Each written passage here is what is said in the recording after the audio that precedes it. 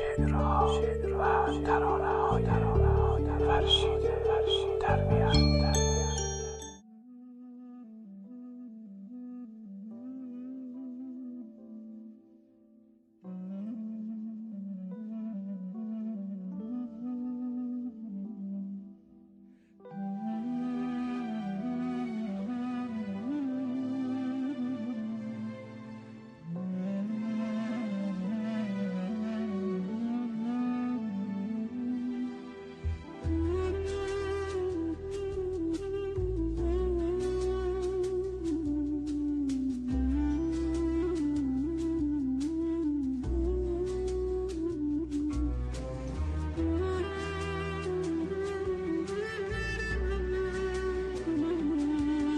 درد زمینگیری زمین داره، از کتف و کولش زخم میباره.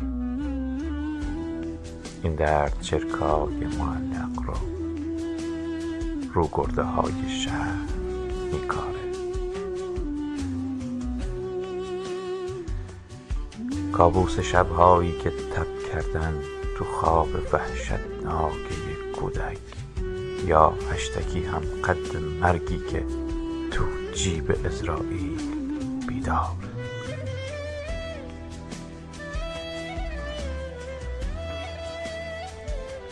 نطفاژه های پاک بارون رو خطی از خون حامله کردن.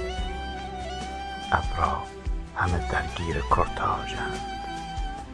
این نسل از بارون بیزاره.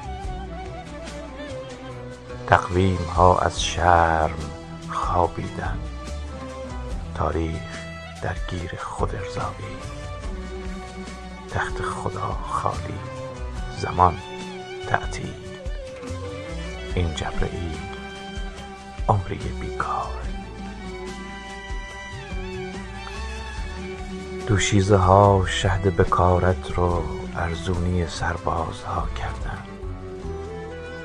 تا نسل بعد از هرزگی هاشون چرک خیانت ها رو برداره. تسبیح دست گرگ افتاده با ذکر یا بزغال یا بره. این طرح کهنه باز این روزها داره براشون شانس میاره. نعش کدام این کودک معصوم این بار آغوشت رو میگیره. فریاد کن با بغض زخم‌آلود. فریاد کن ای خاک آواره.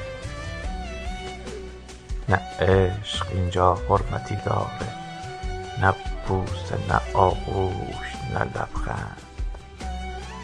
در بیت آتش و گریه، مصرع به مصرع، بمب و خمپاره.